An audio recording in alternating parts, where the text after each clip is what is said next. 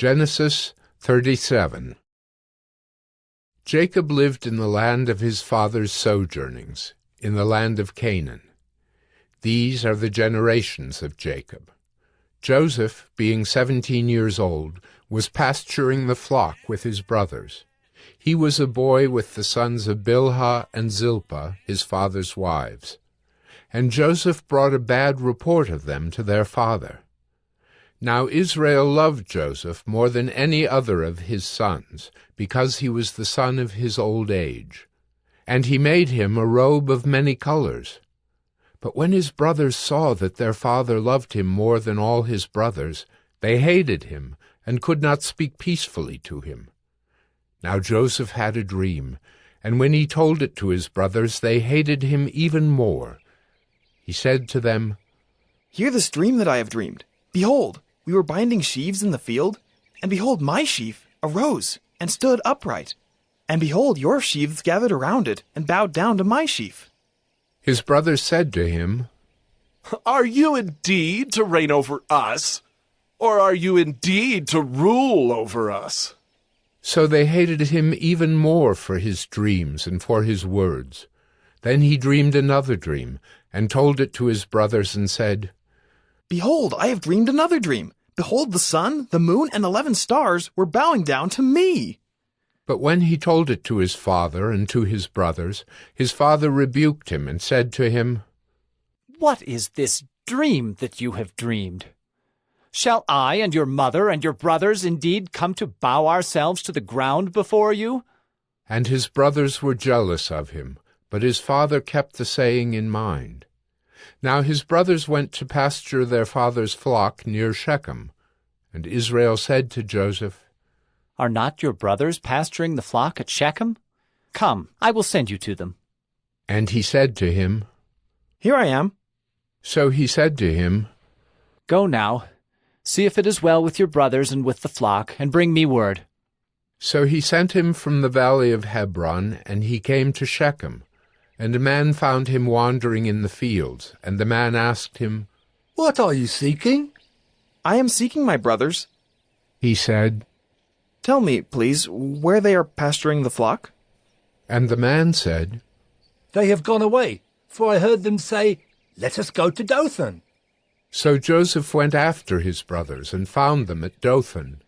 They saw him from afar, and before he came near to them, they conspired against him to kill him. They said to one another, "Here comes this dreamer." Come now, let us kill him and throw him into one of the pits. Then we will say that a fierce animal has devoured him, and we will see what will become of his dreams." But when Reuben heard it, he rescued him out of their hands, saying, "Let us not take his life." And Reuben said to them, "Shed no blood. Throw him into this pit here in the wilderness. But do not lay a hand on him." that he might rescue him out of their hand to restore him to his father. So when Joseph came to his brothers, they stripped him of his robe, the robe of many colors that he wore. And they took him and threw him into a pit. The pit was empty. There was no water in it. Then they sat down to eat. And looking up, they saw a caravan of Ishmaelites coming from Gilead, with their camels bearing gum, balm, and myrrh, on their way to carry it down to Egypt. Then Judah said to his brothers, "What profit is it if we kill our brother and conceal his blood? Come, let us sell him to the Ishmaelites, and let not our hand be upon him, for he is our brother, our own flesh." And his brothers listened to him. Then Midianite traders passed by, and they drew Joseph up and lifted him out of the pit and sold him to the Ishmaelites for 20 shekels of silver. They took Joseph to Egypt. When Reuben returned to the pit and saw that Joseph was not in the pit, he tore his clothes and returned to his brothers and said, "The boy is gone, and I. Where shall I go?" Then they took Joseph's robe and slaughtered a goat and dipped the robe in the blood. And they sent the robe of many colors and brought it to their father and said, "This we have found. Please identify whether it is your son's robe or not." And he identified it and said, "It is my son's robe. A fierce animal has devoured him. Joseph is without doubt torn to pieces." Then Jacob tore his garments and put sackcloth on his loins and mourned for his son many days. All his sons and all his daughters rose up to comfort him, but he refused to be comforted and said, "No, I shall go down to Sheol to my son mourning." Thus his father wept for him. Meanwhile, the Midianites had sold him in Egypt to Potiphar, an officer of Pharaoh, the captain of the guard. Genesis 38. It happened at that time that Judah went down from his brothers and turned aside to a certain Adullamite, whose name was Hira. There Judah saw the daughter of a certain Canaanite, whose name was Shua. He took her and went in to her, and she conceived and bore a son, and he called his name She conceived again and bore a son, and she called his name Onan. Yet again she bore a son, and she called his name Shelah. Judah was in Chezib when she bore him. And Judah took a wife for his firstborn, and her name was Tamar. But Judah's firstborn, was wicked in the sight of the Lord, and the Lord put him to death. Then Judah said to Onan, Go into your brother's wife, and perform the duty of a brother-in-law to her, and raise up offspring for your brother. But Onan knew that the offspring would not be his. So whenever he went in to his brother's wife, he would waste the semen on the ground, so as not to give offspring to his brother. And what he did was wicked in the sight of the Lord, and he put him to death also. Then Judah said to Tamar, his daughter-in-law, Remain a widow in your father's house, till Shelah my son grows up. For he feared that he would die like his brothers. So Tamar went and remained in her father's house. In the course of time the wife of Judah, Shua's daughter, died. When Judah was comforted, he went up to Timnah to his sheep-shearers, he and his friend Hira the Adullamite. And when Tamar was told, Your father-in-law is going up to Timnah to shear his sheep, she took off her widow's garments and covered herself with a veil, wrapping herself up, and sat at the entrance to Enaim, which is on the road to Timnah. For she saw that Shelah was grown up, and she had not been given to him in marriage. When Judah saw her, he thought she was a prostitute, for she had covered her face. He turned to her at the roadside and said, Come, let me come in to you. For he did not know that she was his daughter-in-law. She said, What will you give me, that you may come in to me? He answered, I will send you a young goat from the flock. And she said, If you give me a pledge, until you send it. He said, What pledge shall I give you? She replied, Your signet, and your cord, and your staff that is in your hand. So he gave them to her and went in to her, and she conceived by him. Then she arose and went away, and taking off her veil, she put on the garments of her widowhood.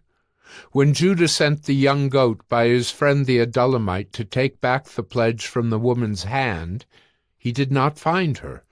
And he asked the men of the place, Where is the cult prostitute who was at Enaim at the roadside? And they said, No cult prostitute has been here. So he returned to Judah and said, I have not found her. Also the men of the place said, No cult prostitute has been here.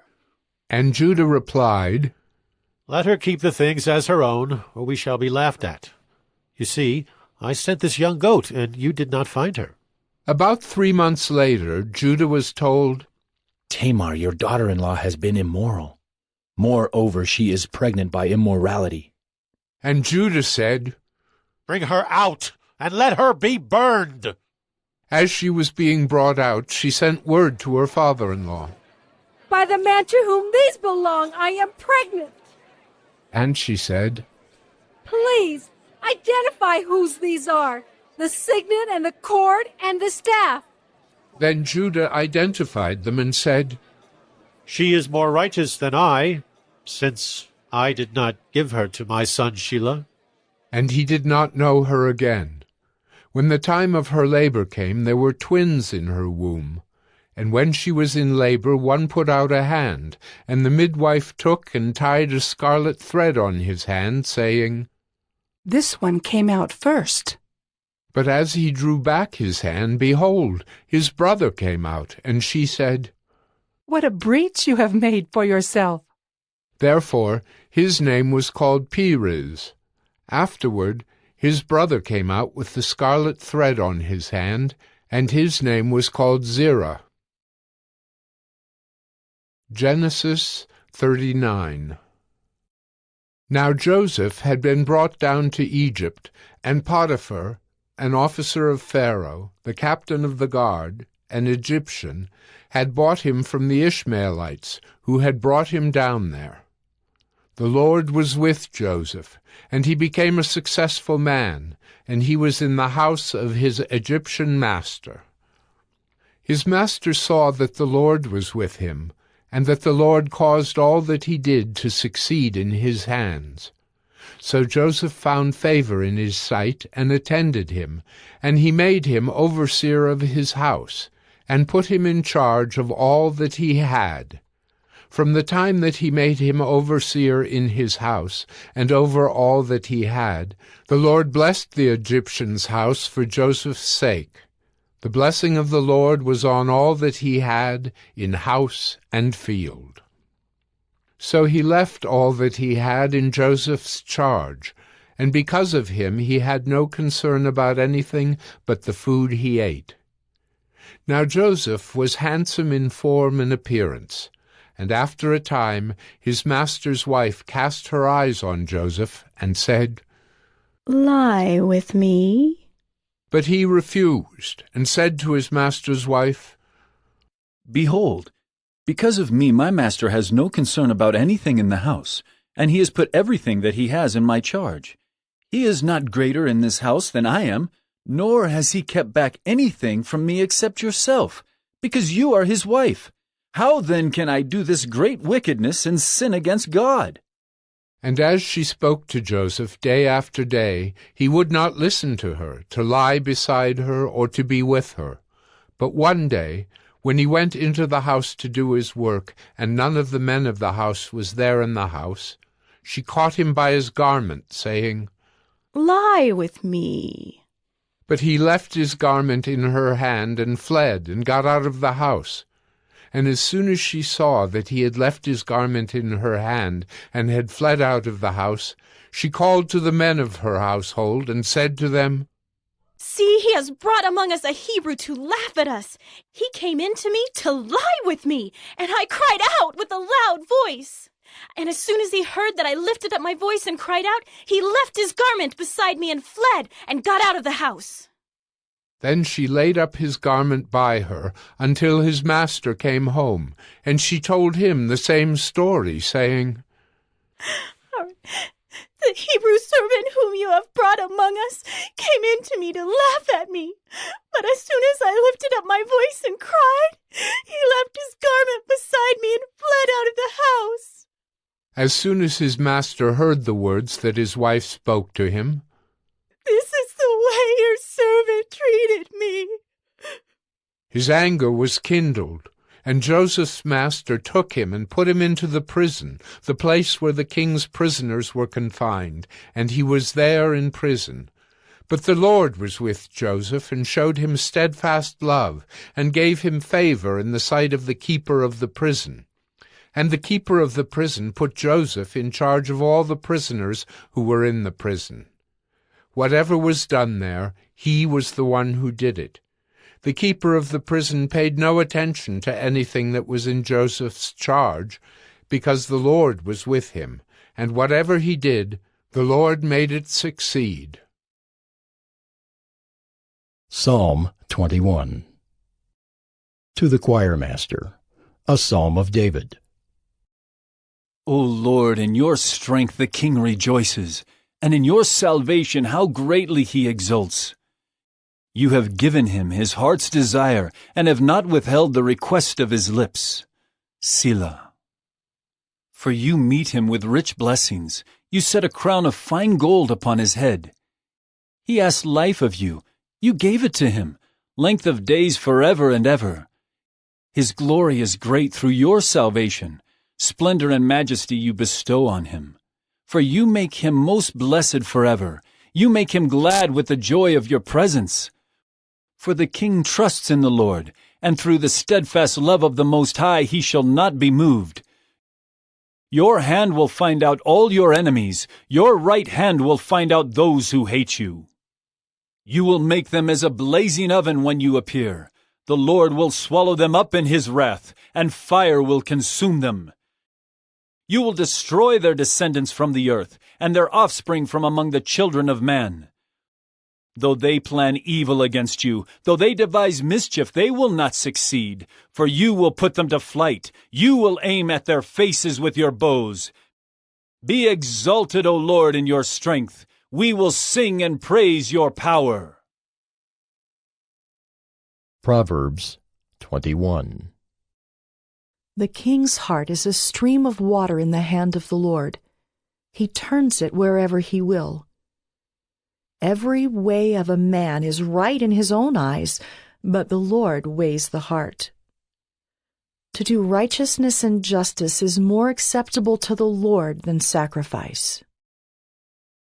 Haughty eyes and a proud heart, the lamp of the wicked, are sin. The plans of the diligent lead surely to abundance, but everyone who is hasty comes only to poverty. The getting of treasures by a lying tongue is a fleeting vapor and a snare of death. The violence of the wicked will sweep them away, because they refuse to do what is just. The way of the guilty is crooked, but the conduct of the pure is upright. It is better to live in a corner of the housetop than in a house shared with a quarrelsome wife. The soul of the wicked desires evil. His neighbor finds no mercy in his eyes. When a scoffer is punished, the simple becomes wise. When a wise man is instructed, he gains knowledge. The righteous one observes the house of the wicked. He throws the wicked down to ruin. Whoever closes his ear to the cry of the poor will himself call out and not be answered. A gift in secret averts anger, and a concealed bribe, strong wrath. When justice is done, it is a joy to the righteous, but terror to evildoers. One who wanders from the way of good sense will rest in the assembly of the dead. Whoever loves pleasure will be a poor man. He who loves wine and oil will not be rich. The wicked is a ransom for the righteous, and the traitor for the upright. It is better to live in a desert land than with a quarrelsome and fretful woman. Precious treasure and oil are in a wise man's dwelling, but a foolish man devours it. Whoever pursues righteousness and kindness will find life, righteousness, and honor. A wise man scales the city of the mighty and brings down the stronghold in which they trust. Whoever keeps his mouth and his tongue keeps himself out of trouble. Scoffer is the name of the arrogant, haughty man who acts with arrogant pride. The desire of the sluggard kills him, for his hands refuse to labor. All day long he craves and craves, but the righteous gives and does not hold back. The sacrifice of the wicked is an abomination. How much more when he brings it with evil intent? A false witness will perish, but the word of a man who hears will endure. A wicked man puts on a bold face, but the upright gives thought to his ways. No wisdom, no understanding, no counsel can avail against the Lord. The horse is made ready for the day of battle, but the victory belongs to the Lord. Matthew 25. Then the kingdom of heaven shall be likened to 10 virgins who took their lamps and went out to meet the bridegroom. Now 5 of them were wise, and 5 were foolish. Those who were foolish took their lamps and took no oil with them, but the wise took oil in their vessels with their lamps. But while the bridegroom was delayed, they all slumbered and slept. And at midnight a cry was heard, "Behold, the bridegroom is coming! Go out to meet him!" Then all those virgins arose and trimmed their lamps. And the foolish said to the wise, "Give us some of your oil, for our lamps are going out." But the wise answered, saying, "No, lest there should not be enough for us and you. But go rather to those who sell, and buy for yourselves."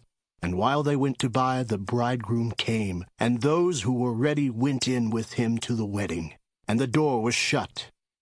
Afterward the other virgins came also, saying, "Lord, Lord, open to us." But he answered and said, "Assuredly I say to you, I do not know you.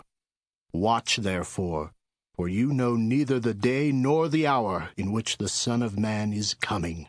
For the kingdom of heaven is like a man traveling to a far country, who called his own servants and delivered his goods to them. And to one he gave 5 talents, to another 2, and to another 1, to each according to his own ability. And immediately he went on a journey. Then he who had received the 5 talents went and traded with them, and made another 5 talents. And likewise he who had received 2 gained 2 more also. But he who had received 1 went and dug in the ground, and hid his Lord's money. After a long time the Lord of those servants came and settled accounts with them.